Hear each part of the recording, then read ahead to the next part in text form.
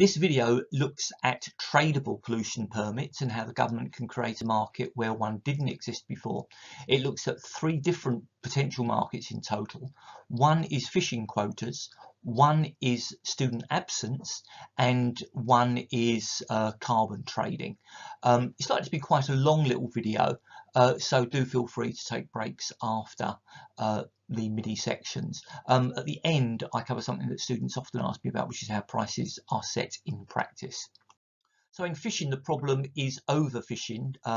Broadly speaking, if you don't have as many fish being hatched as are being caught, then the fish population is going to go down.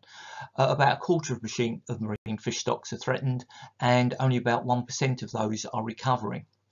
Now, the way this works within the EU, or the way it worked, they've changed it slightly, is the EU allocates a total allowance catch on its member states, and the quota is the weight of fish landed. So you can see down there that with cod, in total you're allowed to have about 400 tonnes of cod.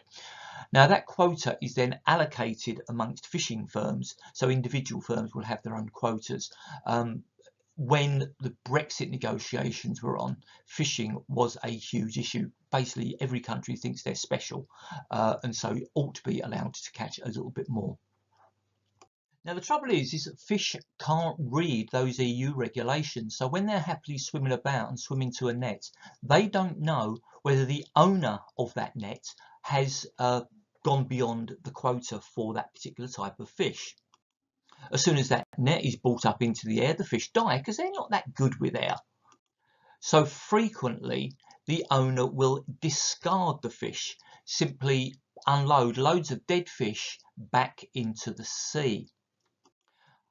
Now, though the EU have changed their rules on discards, because the firms can't land it or sell it, that's what they're going to continue to do. And they reckon that about 1.7 million tonnes of fish are discarded across the EU every year. And obviously that's going to create policing costs.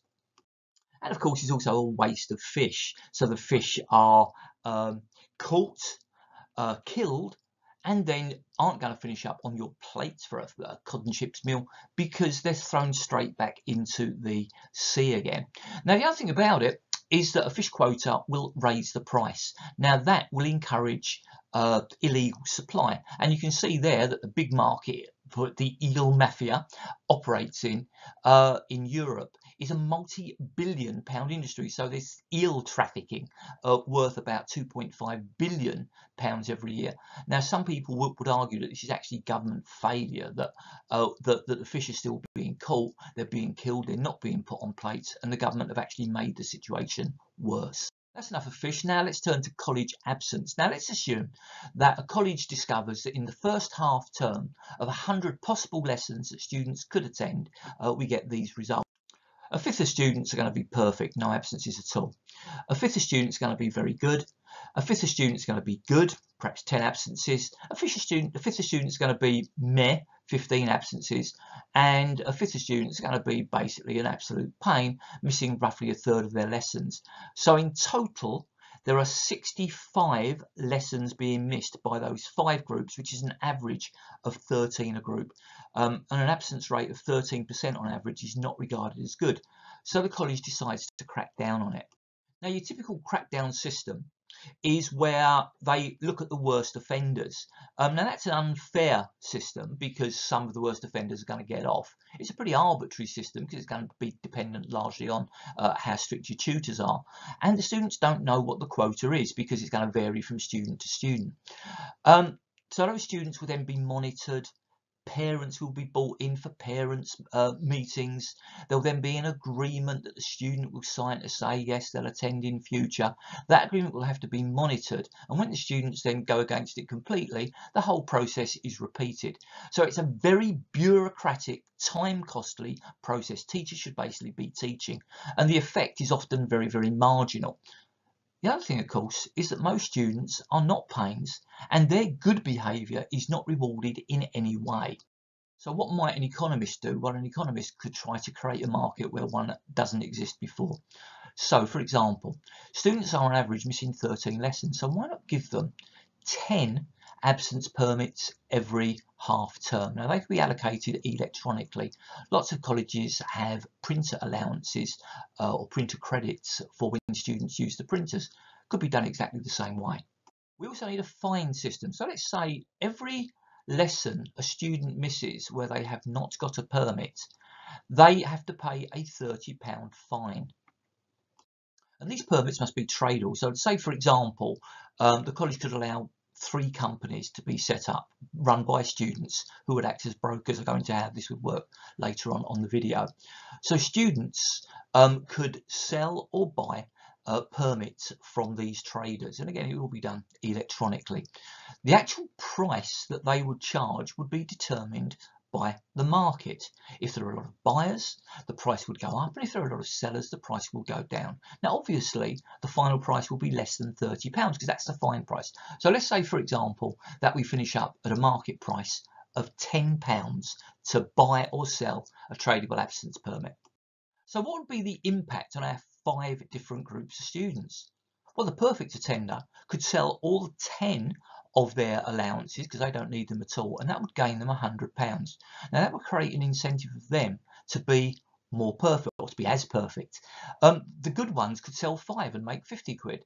So there's going to be a temptation for them to be even more good. Someone who's good, they're missing 10 lessons. That's not that fantastic, actually, probably more average than good. Then they're going to not make or lose any money.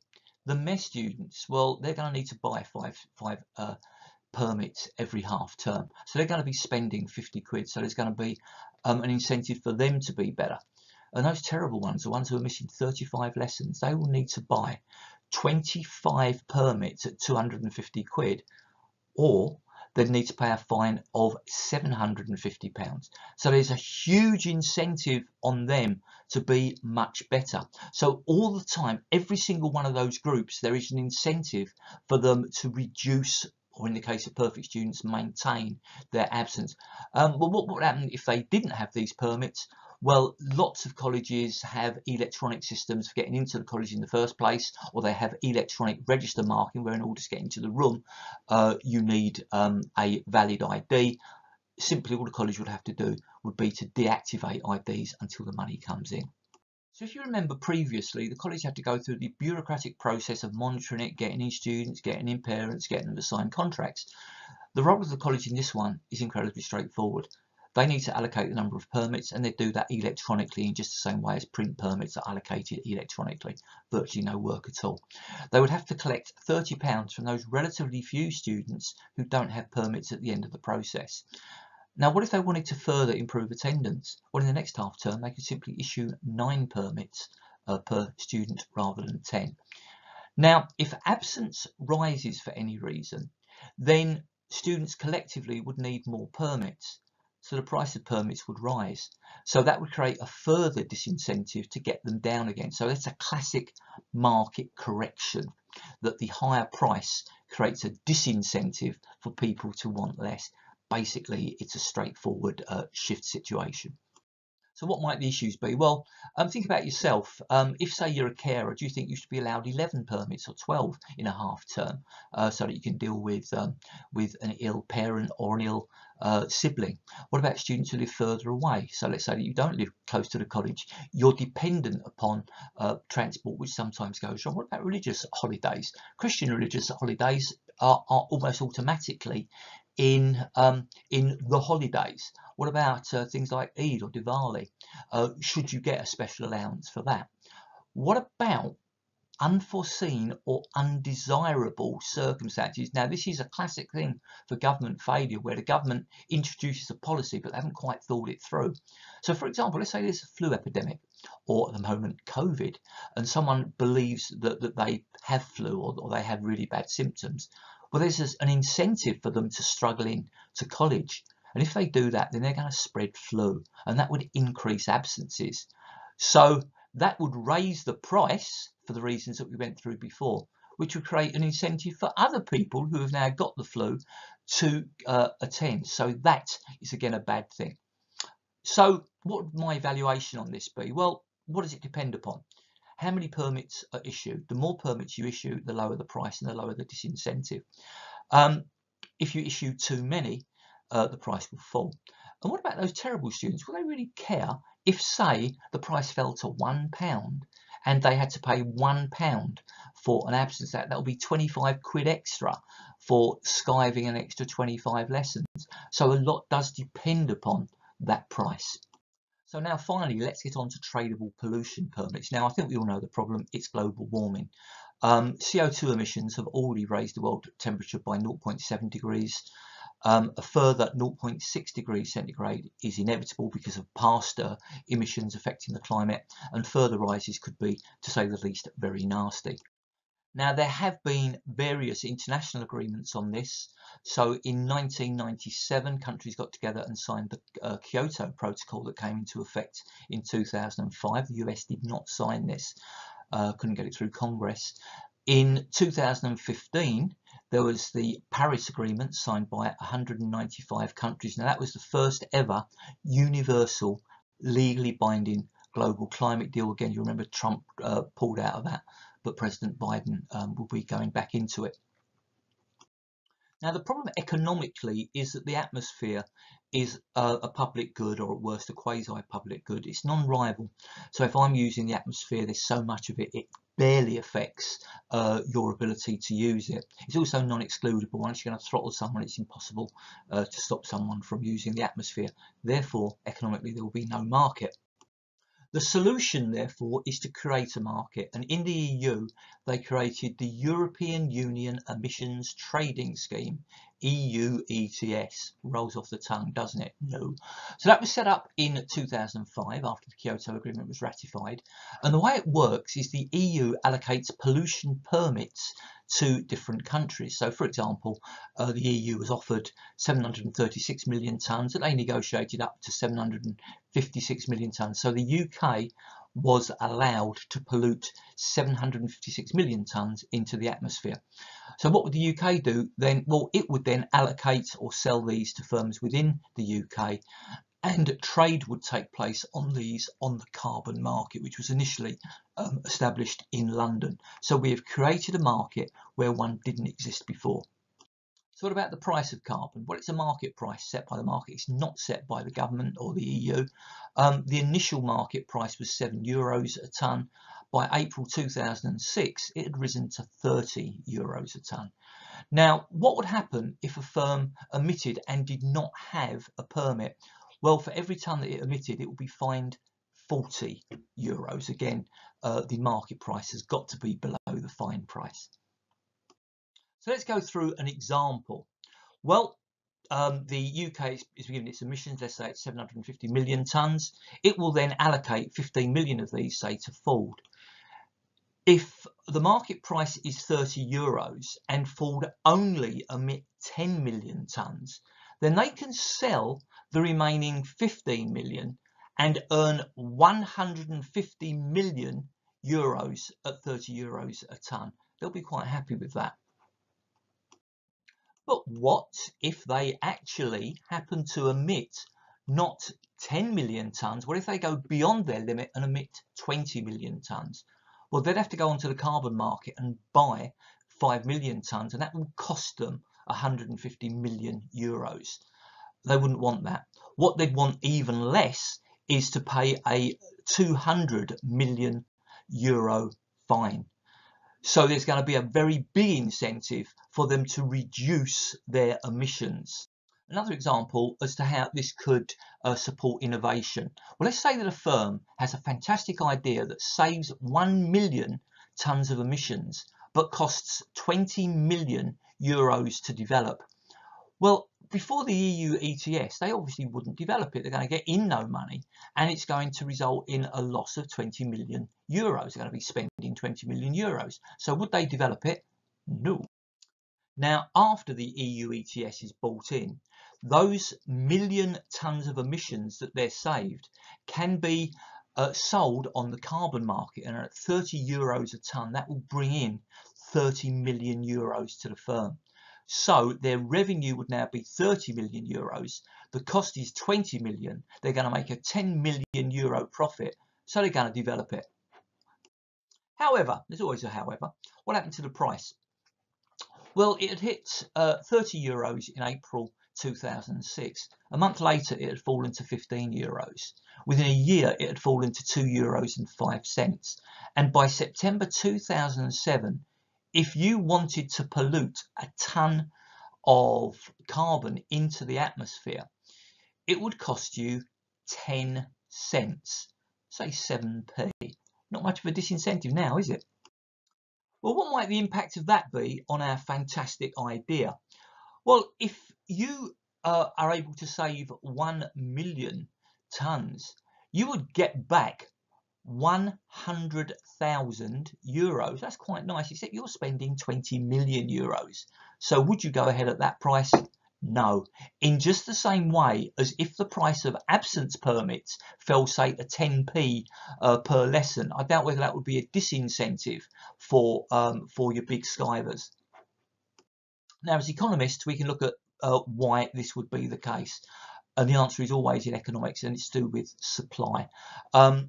If we looked at the fishing example, remember I said that the countries argued about the size of their quota, and normally you would negotiate your quota up.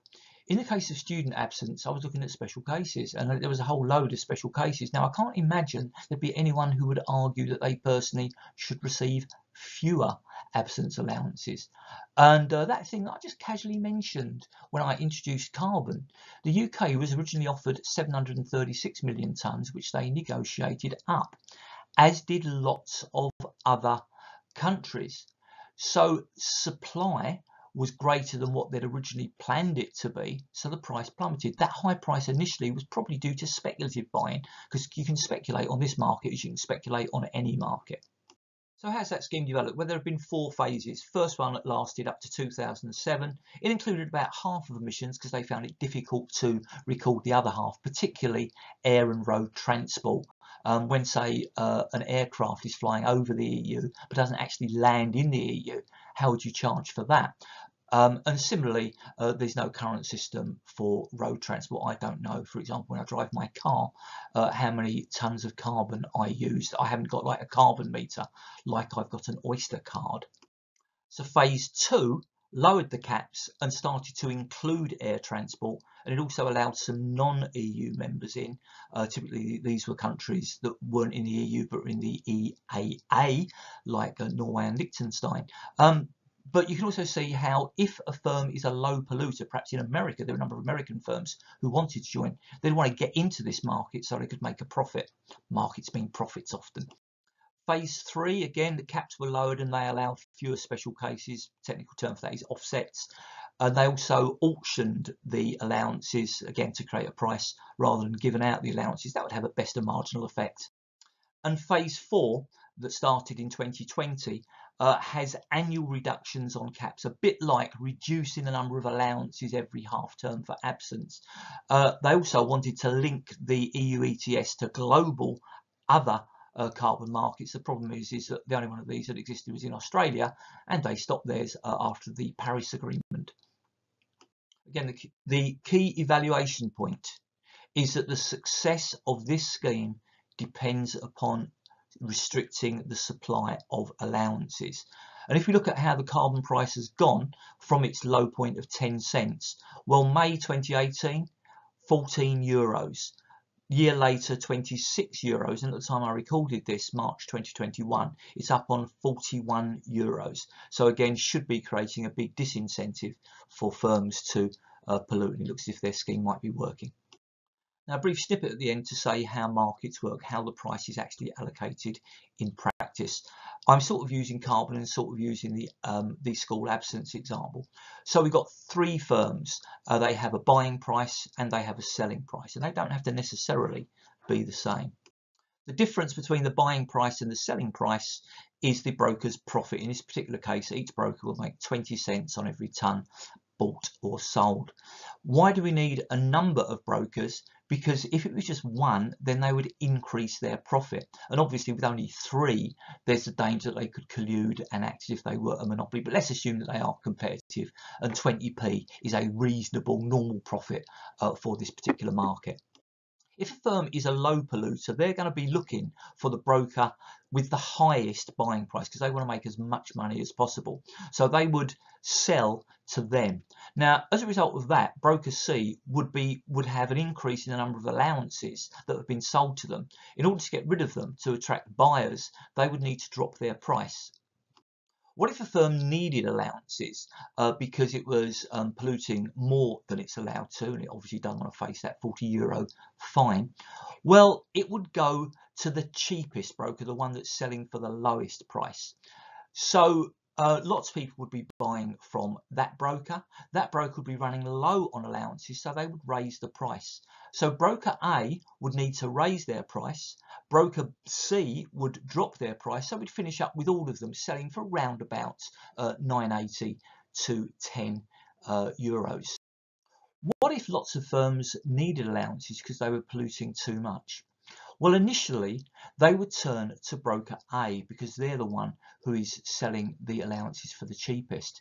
So broker A would very quickly run low or out of allowances, and they would need to raise the price so that they can get some allowances back to sell them. They'd need to raise the price to at least 10.10, which is the same as broker C, to attract people to sell to them. So if people still need allowances, now they're going to go to broker B, who is now the cheapest in the market, and the same would occur. So the market price has corrected itself at a higher price. However, if it continued, then all three would need to attract sellers, so they're all going to start to bid up the price. So the price will move up until demand is satisfied. In this particular case, I've increased it up to around about €25 a tonne. Again, you have seen some pretty big movements in the carbon market. So equilibrium is restored. And of course, that higher price will discourage polluters and encourage firms to use greener measures. So we've sorted out the carbon market, we've sorted out student absence. We could potentially use the same system to sort out overfishing, which I think is a reasonable place to end this presentation.